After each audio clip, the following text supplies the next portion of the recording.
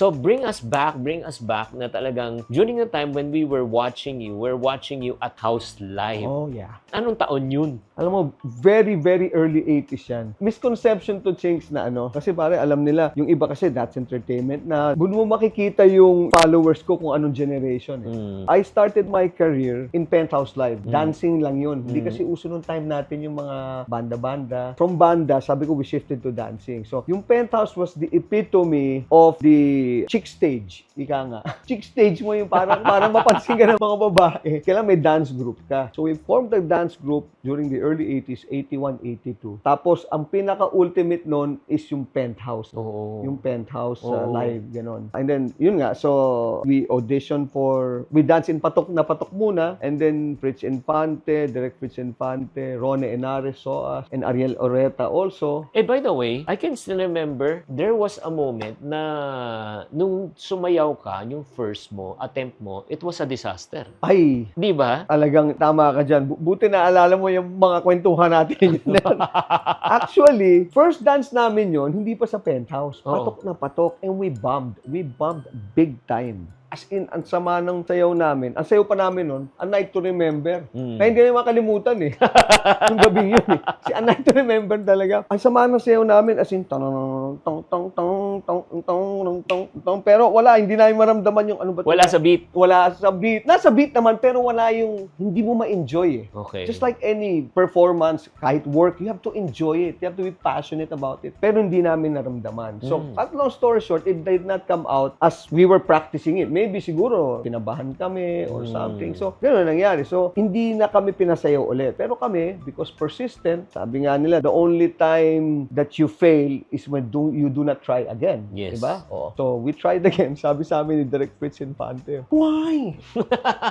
Why would you want to dance again? Why are you doing this Why to is yourself? doing this to yourself? Exactly. Kilala mo si Tito Fritz, di ba? Isn't one big embarrassment enough? So, sabi kami, Tito Fritz, just one more time. Sabi ko, just one more time. If we bomb and we don't do well, or at least not as you would expect us to, hindi yung maganda, we'll gladly, not do it again. Maybe here or something. Pero hindi na kami babalik sa'yo. Nakakatuwa naman, si Tito Fritz being the jolly old, kahit feisty siya, ano siya, na, sige, I'll give you one more time. Sige, you come back. Bumalik kami. Pero bago mo kwento yan, just give you a perspective. Kasi maraming sa kanila hindi kilala si Fritz Oh, Infante. yeah. Si Direk Fritz Infante, yan ang epitome naman ng lahat ng mga direktor ng mga live shows, concerts during the time. Yes. Siya yung kinukuha talaga. Siya yung talagang cream of the crop. Oh, cream of the crop yan. Top notch talaga. One of the best directors ever. Kaya nga, pag Talaga. sinabihan ka na talagang, bakit mo pinaparusahan ang sarili mo? Ang ibig sabihin, may laman talaga yun. So, nung bumalik na, ang pagbabalik, ano nangyari? Balik na kami. Now, nung bumalik kami, eto na, tinginan na kami. So, we held hands and then we prayed. Sabi ko, I remember na, sabi ng tatay ko, no, you pray and then do this dance as though you're dancing for God. Sabi niya. So, forget everything because one, you will not feel pressured and scared because the one that you are performing to, specifically, you want to do it for God, di ba? So, whatever it is that you do for God, He will appreciate it kasi He's given you the talent and now you're using it. Yun ang the best appreciation. That's the best thing that you can do for God, no? So, what happened during that time? Pare, ito na kami. Charan! Ang title pa Ano? ng song namin.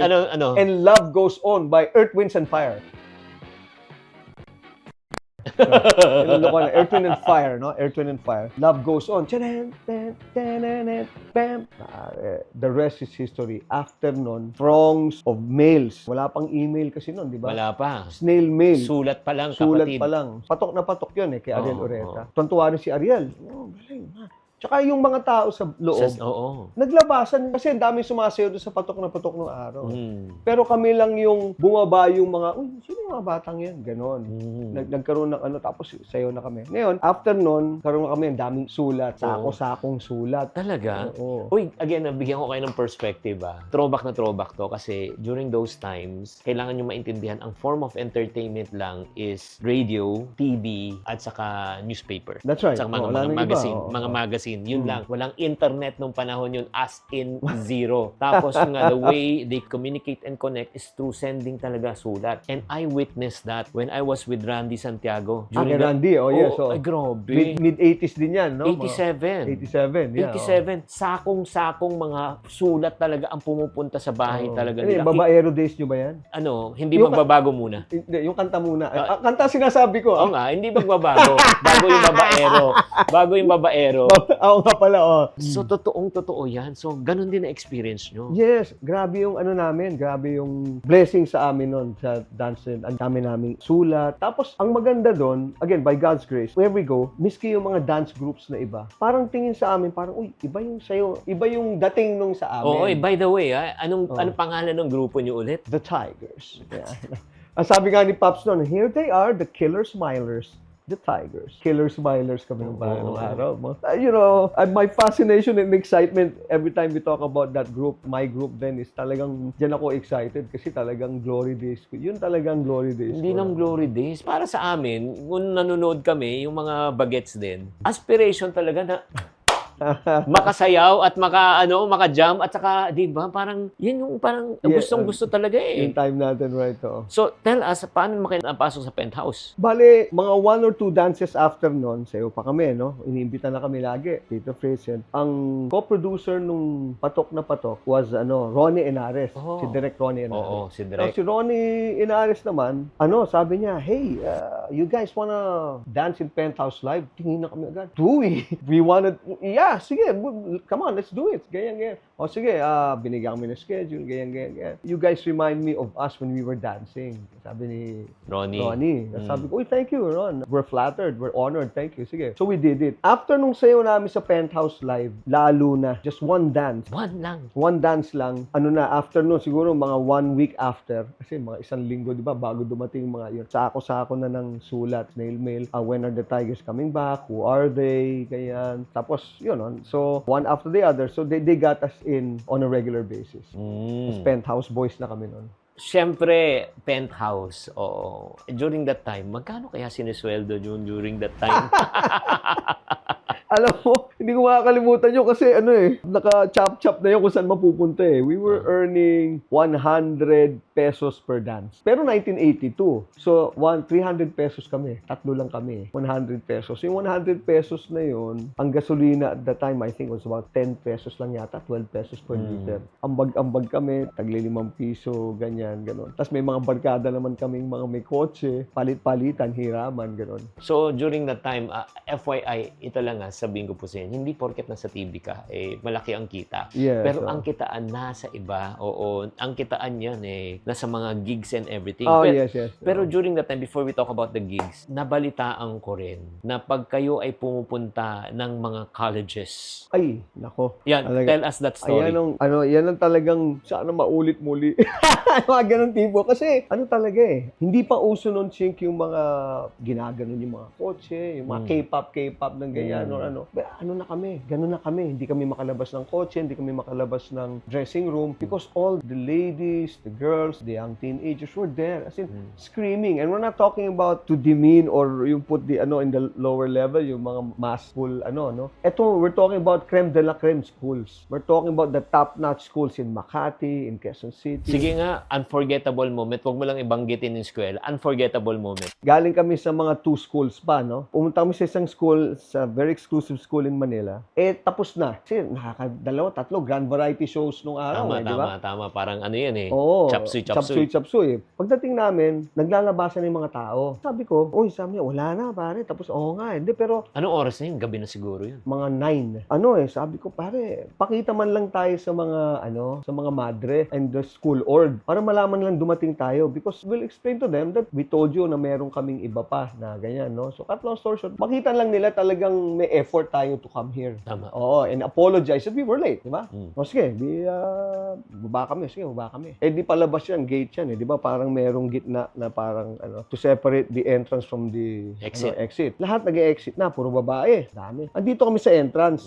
So, parang selda yan, ganon. Tinanong namin, excuse me, we want to talk to sister so-and-so, nalimutan. Socorro na lang, kalagi naman Socorro nung araw.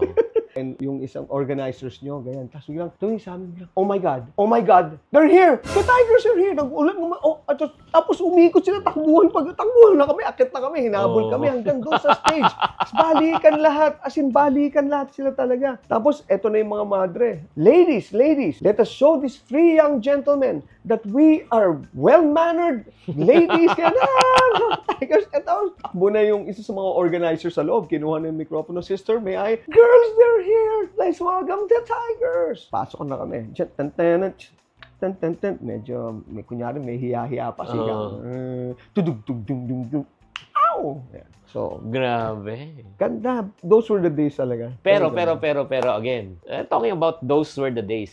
Pag-usapan natin, siyempre naman, ito yung channel na ito, it's about finances, di ba? Oh, yes. Magkano naman ang kinikita during that time ng mga shows na ganun? During the time for college boys, it was okay. It was good enough. But not enough for you to be a mogul and not enough for you to start up a business agad, no? But it was enough to go around, spend for yourself and maybe your dates or your friends lavishly, if you'd like to call it that. But hindi siya talagang masasabi mong... So, hindi pa na-monetize masyado? Hindi na monetize, pare. Kasi very exclusive din kami noon. There was a time, they wanted to get us yung ibang mga networks, pero sila Fritz noon, Ay, sila oo, Direk, ayaw. ayaw nila eh. Mababaduy daw kami. Ganon. So, in fact, I was invited to join the first Baguette and the second one too. Hindi kami pinayagan ng... Nakakontrata kayo during that time? Alam mo, hindi eh. But ako kasi out of loyalty, when you tell me that you're mine, and let's do this together. On a handshake, I will say yes. On a handshake, I will stay with you. Ganun ako eh. But of course, growing up, kailangan mo talaga to have things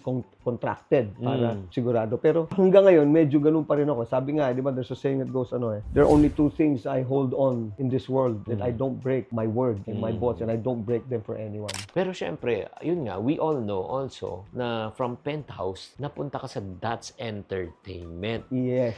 So, ano naman yung side ng story na yan, di ba? Pero anyway, GMA rin naman siya eh. Yes, GMA din naman. Oo. So, paano nangyari dun? Kasi yung Penthouse, ano yan pare? Penthouse hindi siya showbiz talaga eh. Alam mo yun? Gimmick and place lang yun eh. In fact, kahit wala kami sa'yo, pupunta kami doon para makiinom, makikain, gano'n. Kasi Penthouse family eh. It was like a party thing every week. Hindi siya show. Hindi sa show. Sosyalan siya eh. Oh. Ganon eh. Nag-offer ang Channel 7 yan, it was through Francis Magalona una. Una kaming magbarkada niyan kesa yung dabarkads niya. Kasi mga college boys pa kami. Alam ko nga yung mga kalokohan niya na iba na before ano eh. Pero mga kalokohang mga bata lang. So kami ni Francis, we used to hang before. Mga Mandaluyong boys, Santa Mesa boys, Quezon City boys. Kasi jazz funk kami, sa sila Francis ngayon. So cut long story short, Dance 10 days pa lang. Naalala mo yung Dance 10? Oo, Dance 10. Ako pa nga ang Si ano yan, di ba? Mike Yeah, Montserrat. si Mike and Rayan Fuentes. Fuentes. Naks naman na parang nire-reveal na namin yung mga age namin dito. So, si Francis, nag-artista na siya. Lumalabas-labas kami. In fact, si Pia, who became his wife, may barkada niyang isa, nalimutan ko na yung name. Tag-isa kami niya.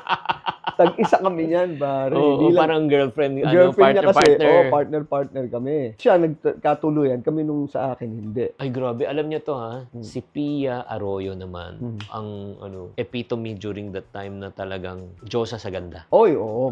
Dami si Pia Arroyo noon. Talagang college crush natin yan eh. Lahat diba? ng mga ng mga Oo. boys. Alam mo ba si Pia, ilang beses pa siya ang co-host ni Ariel sa Patok na Patok. Oh. Yeah, Channel 4 yan. Anyway, yun ang nangyari. So sabi sa akin, Francis, pare, why don't you join us? Kasi their Channel 7 is looking for young people para gumawa ng bago nilang TV show para for the younger set. Sabi ko, hindi ko masyadong yung ganyan. Hindi, sabi, sayang pare. You've got talent, you've got looks, you've got si Francis, magkakaibigan kayo, siyempre pare. Diba? Ako rin naman, ganun sa kanya. Kaya sabi ko, sige. So, filming first batch. Ngayon, na iba na. Ako nagsabi nun kila Herman Moreno, kila Kuya Germs, I told them, let's not call them the original batch. Kasi nadidimin at medyo na yung mga sumunod. Parang sila, hindi kami original batch. Everyone is That's Entertainment. We just differ in batches. First batch lang kami. But all of them are original. Pag lumabas ka sa TV, original member ka. May ibang batch ka lang. No? So, kami ang pioneering batch. We did not go through screening. Wala. It was Channel 7. Who handpicked? Yes, we were handpicked. Correct. We were Oo. handpicked by Channel 7. Ito, ganyan lahat kami. Anong day mo? Kasi guys, yung That's Entertainment, Monday to Friday yan. Tapos may culmination ng Sabado yan. Anong araw ka? Wednesday. Ang kasama ko, Francis Magalona and Cheryl Cruz. Si Cheryl, hanggang balikat lang namin. No? Maliit pa si Cheryl. Ngayon, mas matangkad na.